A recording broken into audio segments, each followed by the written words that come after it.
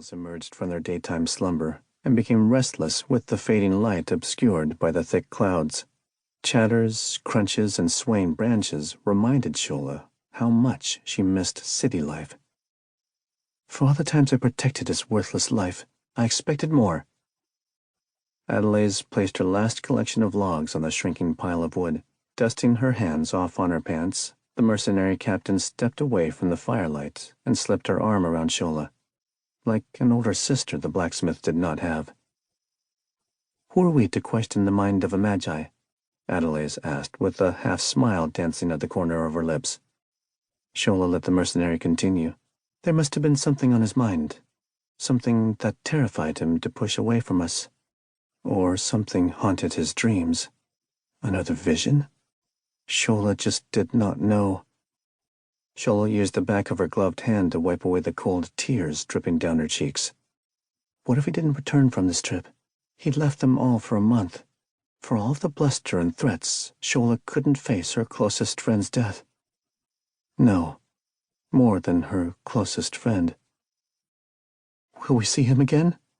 Shola choked down her fear and prayed for Adelaide to give confirmation. No one was more worldly or traveled than the mercenary captain. Adelaide was silent for far too long. "I want to tell you everything will be okay. I want to tell you he'll be back any moment now. I don't know what's weighing him down." Shola separated from the comforting gesture. No more tears. She held open her gloved hand and caught the next few snowflakes as they whispered their path through the pines. "The curse of magic is on his mind. That is why he is pushing us away." The curse of magic. Once promising practitioners of metalwork and carpentry, Shola and Kincaid lost everything. At first, Kincaid fought the criminal underworld with steel, but he accidentally unleashed his soul's latent power of magic.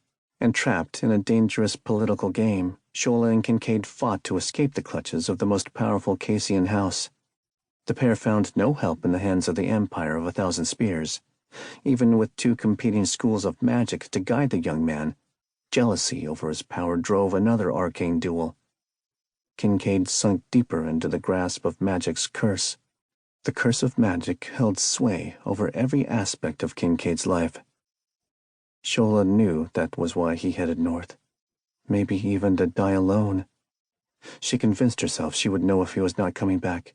Their bond was deeper than magic's clutches, and they still had a future to share. It had to be more than waiting in a frozen forest. Did he honestly think he could face this curse all alone? Shola stopped delving into her fears and sorrow. The young blacksmith embraced the heat of her emotions and grasped the metal hammer of her spirit. Setting her jaw, Shola looked up at her mercenary friend. Adelaide wore a calf-length red cloak with fur lining. Her brown hair was long enough to tie back in a ponytail, and her weapons remained ready. At her left hip was a rapier of exceptional craftsmanship. The blade demanded attention and expected an expert to wield its deadly length. At the other was a simple dagger. This wasn't a tool for poking meat at the dinner table. This was a blade with a razor edge to slip into gaps of armor. The mercenary captain was never unprepared for the threats to their small group. Shola wished she had Adelaide's confidence and skills. The blacksmith paced the small circle of their clearing. Snow continued to fall, fighting with the flickering fire. The sizzling sound of the eternal conflict of water and fire prevented silence from descending over the campground. A single lean-to protected their packs and bedrolls from the precipitation. Shola shook her head. "How do you think he will find us?" "Magic, I would assume." Adelaide kept her friendly smile. Even as Shola's heart sprung into her mouth in fear at the thought, Adelaide's presence settled those fears. "He'll find us, Shola.